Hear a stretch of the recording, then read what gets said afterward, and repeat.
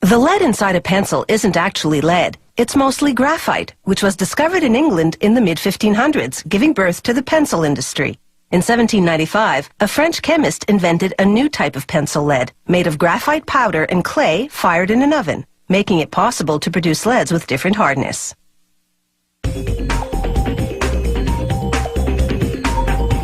For the pencil's body, you need a type of wood that's soft enough to sharpen, yet strong enough not to bend under the writer's hand pressure. This German pencil factory uses cedar from California. The wood is 5 millimeters thick and arrives pre-cut in slats of 18 by 7 centimeters. One by one, the slats pass under a giant cutting wheel. It carves grooves that will become the channel down the middle that holds the lead. The next machine fills the grooves with glue, a special formulation that's slightly elastic. This cushions the lead so that it's less likely to break inside the channel. Every second slat moves on to another conveyor belt. The ones that stay on this line head toward the machine that lays in the lead.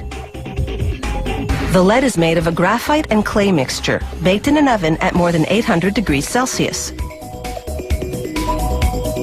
The lead-laying machine's wheel loads itself with leads. Their spacing matches the grooves in the slats. It's the same process for colored pencils, only the leads are made of wax, clay, and pigments, with no baking required.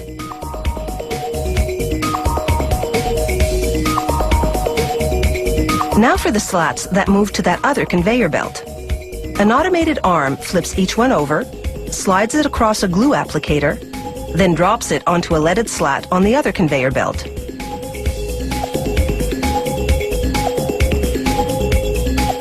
All the steps to this point have culminated in what is effectively a lead sandwich.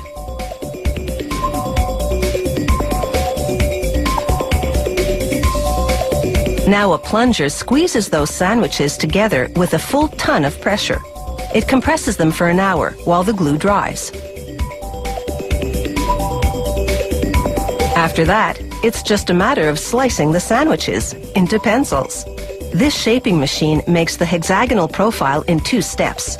First, its upper cutter forms 3 sides on top, then its lower cutter shapes 3 sides on the bottom.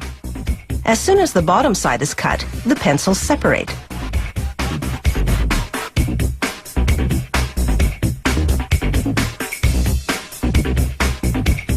A worker pulls a sample pencil from each batch coming off the line and manually sharpens it to spot check lead quality. Then he applies force to the tip until it breaks. For a pencil to pass this strength test, it has to withstand at least 2 kilograms of force. Now it's time to dress that bare wood. One at a time, the pencils shoot through a device called a lacquering head. It coats the wood in paint, yellow in this case. It takes 4 coats of paint to completely hide the wood grain. A 5th lacquering head paints a black stripe, this company's trademark. Then a 6th head seals the paint job with a transparent lacquer.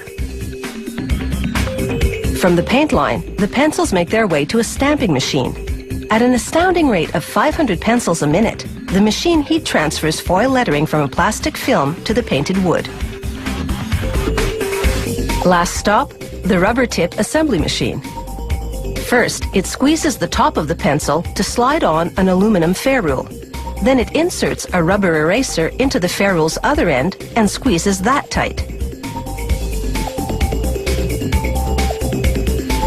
European-style pencils have a painted cap instead, the color indicating how hard the lead is.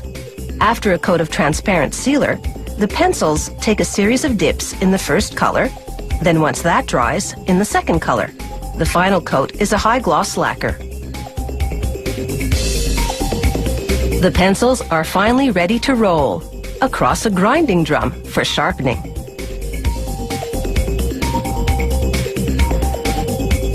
By the time they roll off, they're pointed perfection.